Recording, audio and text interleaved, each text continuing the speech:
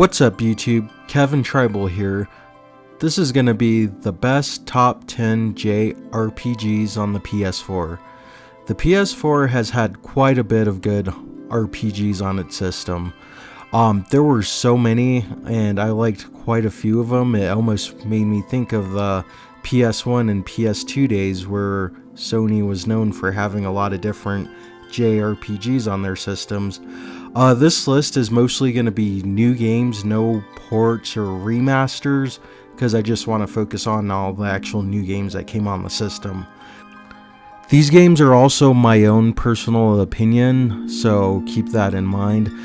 These are the games that I personally really like and think that you should play for the PS4. Alright, let's get started then. Number 10, Disgaea 5, Alliance of Vengeance. I really enjoy the Disgaea games. Disgaea 5 tells a story of Kilika trying to get revenge on the Overlord Void. The overall story is just all about revenge. The story in Disgaea 5 is more serious than the past games, although it still has a little bit of humor. But the overall story, while okay, it gets the job done and it does have some pretty good moments, isn't the real reason why you play the Disgaea series. I mean, as good as the story is and the humor and the characters and whatnot, the real meat and bones of the Disgaea games are the gameplay, which is pretty much grinding the game. Disgaea, the gameplay is a strategy RPG with crazy over-the-top action, special moves, and it loves to go crazy with the numbers. If you never played a Disgaea game, basically you can level up to 9999. You can deal like millions of damage and all kinds of crazy stuff. It's basically like Final Fantasy Tactics on crack cranked up by 100. It's a very pretty addictive game. All you do is grind to get stronger, to beat stronger enemies. There's a lot of post-game content, and if you don't like grinding and getting stronger, you'll be grinding in like the character world, item world. There's a lot to this game, and it's a lot to go over all at once. But I would really give the game a shot. It's a pretty good one. There's also quite a bit to do in your base. Like, for example, you can like go to the Dark Assembly and try to pass bills. If they don't pass, you can just like pay them or pass it by force.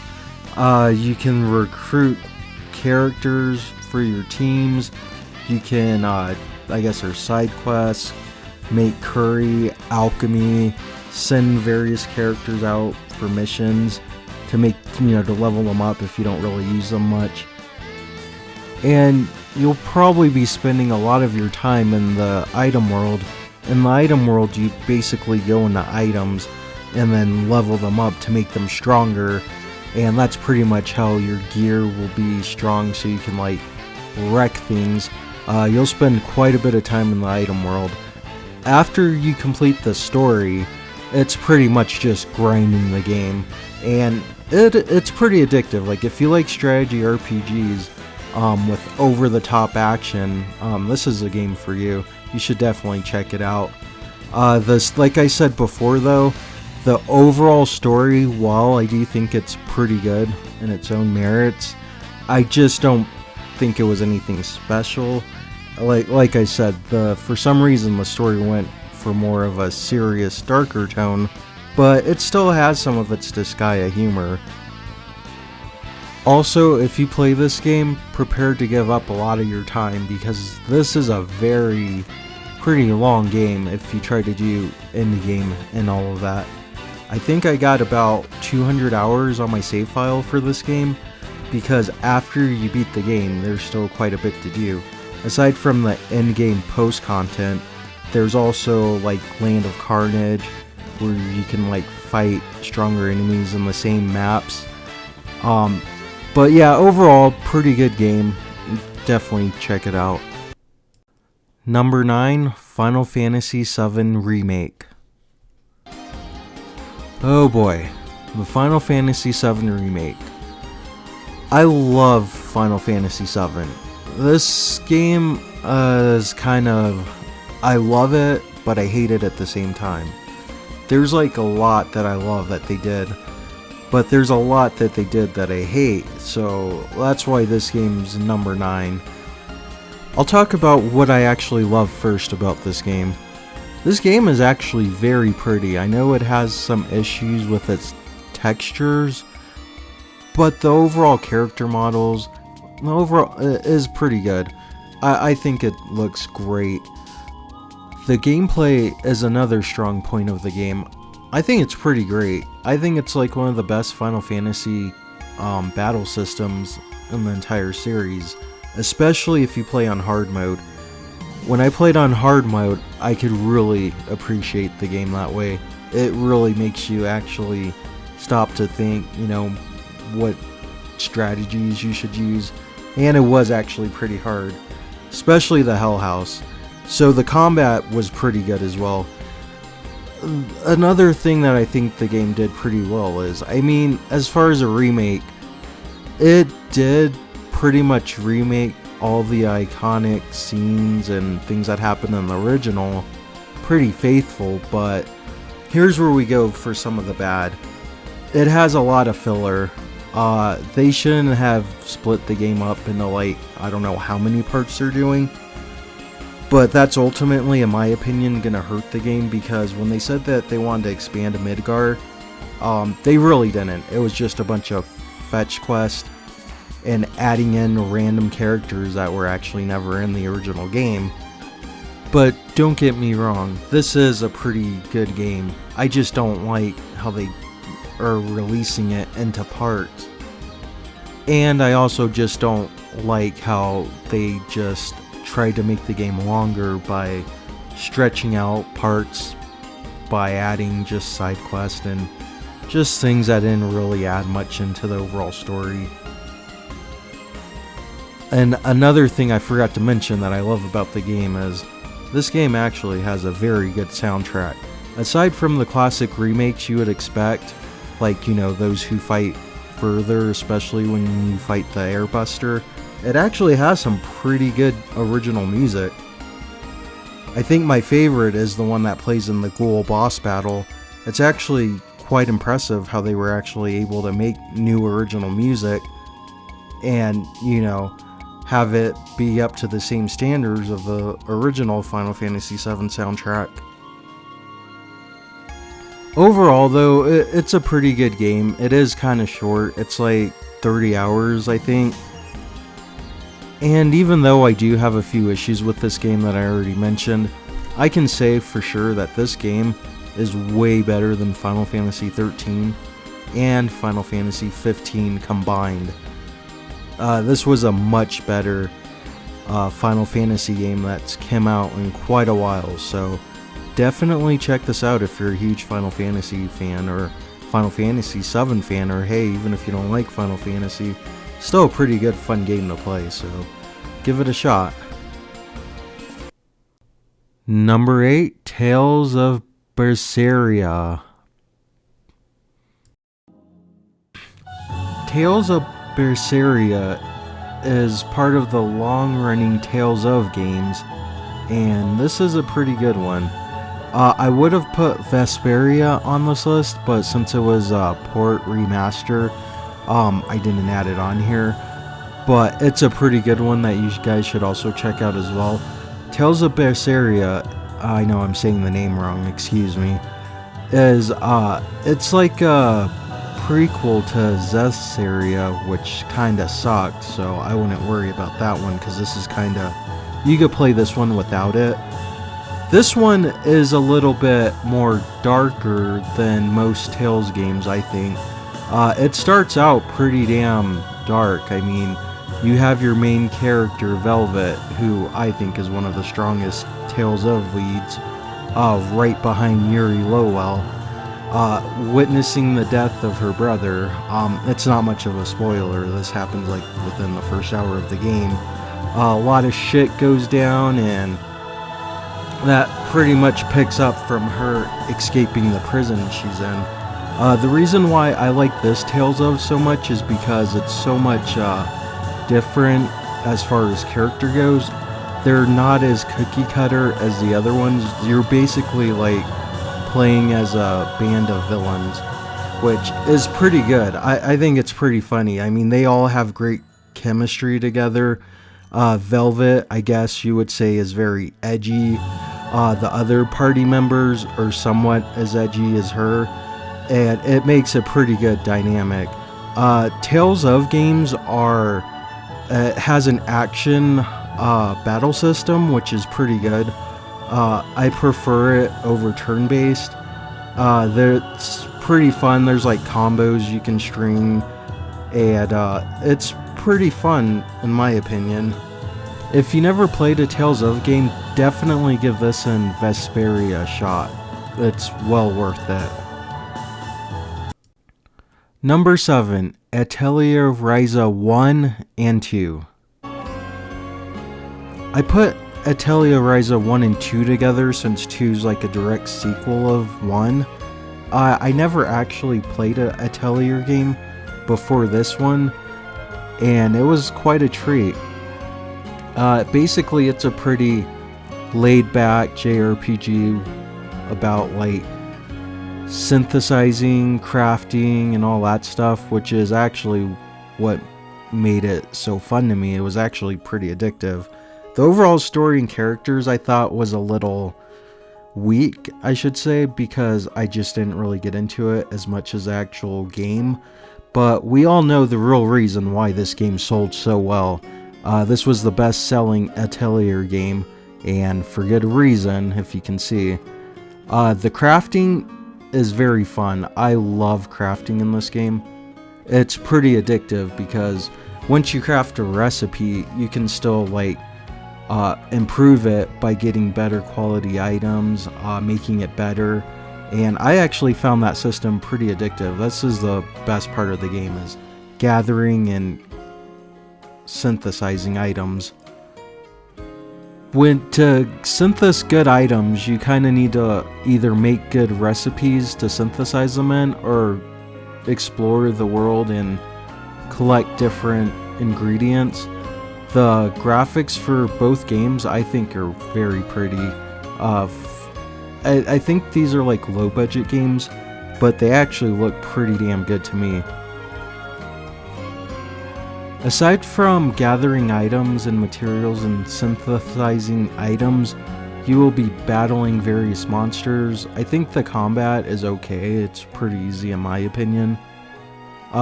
Nothing too special there. Just your typical turn-based combat.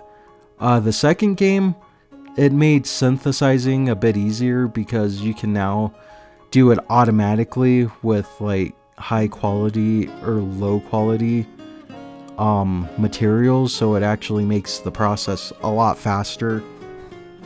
For those times if you just need to make a bunch of stuff and don't feel like doing it yourself, I really like that they actually streamline the way you synthesize in the second game.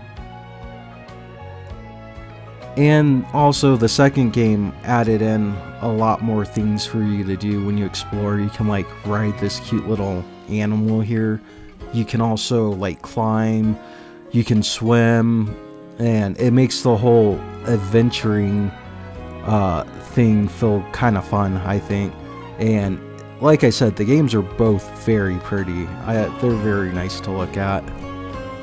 So if you never played this series before, because I've never played it before this game, definitely give it a look. It's a pretty good game. Both of them are. Number 6, Dragon Quest XI. Dragon Quest XI. Dragon Quest is a pretty popular series in Japan, but not elsewhere. It's actually more popular than Final Fantasy, if you can actually believe that. The Dragon Quest series owes a lot to gaming as a whole because it was the first JRPG franchise. In addition to its historical significance, Dragon Quest XI is simply one of the best role-playing games of the last decade. Dragon Quest XI contains everything that is good about JRPGs. It features a diverse cast of characters, each of whom is dealing with their own set of problems. The plot twists and turns in unexpected ways, defying player expectations. The definitive version features orchestrated music, and it has a cool little 2D sprite mode if you're nostalgic for the past. Along with character-specific side quests, this game will definitely last you quite a while. This is a pretty long game. I clocked in about 100 hours on this game, so if you like old school JRPGs and never played Dragon Quest, definitely give this game a shot. It was a pretty good game with gorgeous visuals. The music, I will say, is okay. I mean, it's not its strongest. This Dragon Quest XI soundtrack isn't the best, but it's still pretty good. Overall, I really enjoyed this game, and it just felt like playing an old PS2 JRPG. Reminded me of the days of Dragon Quest VIII, which is another good one. So yeah, check this one out. Number 5, Nier Replicant version 1. Yeah, I'm not gonna say that all. So I know I said for this list I wouldn't have any remasters or ports, but considering that they actually did redo the combat, re-recorded all the voice work, remastered the music, touched up the graphics, textures, and character models, I would consider this more than just a port or a remaster. So Nier Replicant was an exclusive for Japan that featured the young Nier. This is the first time America is getting this version, but when the original Nier released, no one really played it, and the people that did played it didn't really like it. Nier hasn't really seen success until Automata came out, so with this game, I'm hoping more people give it a chance, because Nier Replicant is a very emotional, touching, dark, depressing story with a godly soundtrack. It may fail for the gameplay department, but everything else is pretty top-notch. If this is your first time playing this game, I highly recommend that you really do play through B, just because that's very important to the overall narrative of the game. If you do not play through B, you're going to be missing out quite a bit of what makes the story so good. So if this is your first time playing Replicant, you're in for a treat. This game is just very good. I hope that people don't ignore this like they did with the original one. Like I probably said before, the combat's not as good as Automata, but the overall game is still fantastic and should not be missed. Number 4, Kingdom Hearts 3. So Kingdom Hearts 3, I feel, got unwarranted hate. I mean, I think the game was actually one of Nomura's better games that he made in recent years. I mean, honestly, Kingdom Hearts pretty much felt just like the Kingdom Hearts 1 and 2 on the PS2. It felt like a PS2 game with prettier graphics and a much bigger world. I really enjoyed Kingdom Hearts 3, and I wouldn't say it's my favorite out of the 3, but I do like it more than 1 at least. Kingdom Hearts 3, it has some issues. I mean, the story is kinda, I don't know, it's just your typical anime BS crap that I don't care to get into, but if you're a Kingdom Hearts fan, you pretty much know what you're getting into. One of the things that I actually think it did better than the previous Kingdom Hearts games is that the actual Disney worlds are pretty damn big, and they have a lot more life to them. Like in the past games, when you visit a Disney world, it was just like a few NPCs in a big empty area.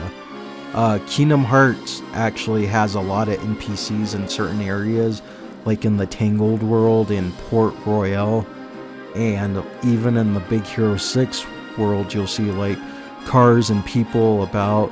It makes the world feel much more lived in than the previous games. Combat is a blast. It's pretty easy. This game is actually ridiculously easy, even on proud mode, unless you play on critical. That's really the only challenge you're going to get in this game. Not to say the combat's bad, it has the whole your keyblades can like change to various different types of weapons. The gummy ship is back also, which is fun. Towards the end of the game is a huge battle. Without spoilers, I think that's the best part of the game. But overall, this game was not as bad as people said it was. It was a pretty damn good game that I quite enjoyed. So definitely give this game a chance if you like Kingdom Hearts. Number 3, Legend of Hero Trails of Cold Steel 1 through 4. Okay, this is a big one. This is Legend of Hero Trails of Cold Steel 1 through 4. I put the entire Trails of Cold Steel series on here just because you kind of need to play these games in order, and that's not even to scratch the surface. So this is a long running series. I mean, there's like 9 games in this franchise. You have to kind of play through 5 of them before you can even do Trails of Cold Steel. But I'm not even going to get into that right now because I actually didn't even start that way.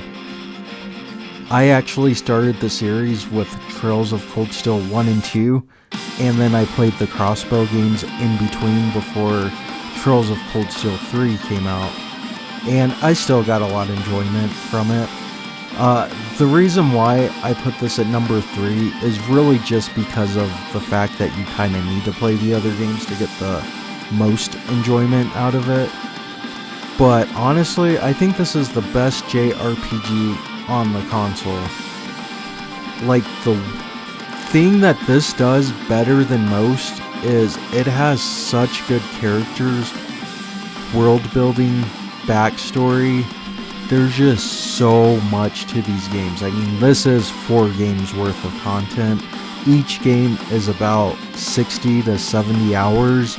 If you like add all that up, we're talking like over 200 hours of story and gameplay for this entire franchise. And that's just the Trails of Cold Steel games.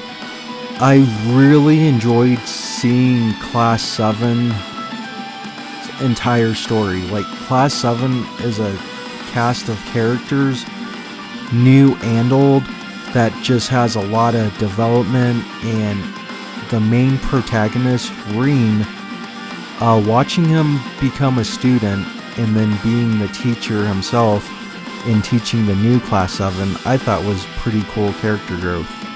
I mean, this game has quite a bit. Like, if you love anime, swords, mechs, lollies, the whole school setting, you'll definitely love this game. There's like a lot to love about them. I mean, the only real true flaw that the series has is the fact that they want you to play 5 games prior to it. And that's the only real hurdle with this. Personally, I wouldn't really worry about the Sky games and crossbow games if you don't have easy access to it.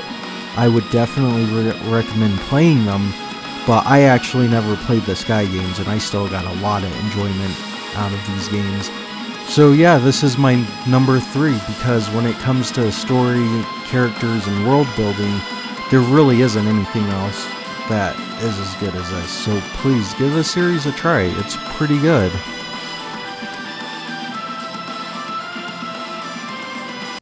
Number 2, Nier Automata.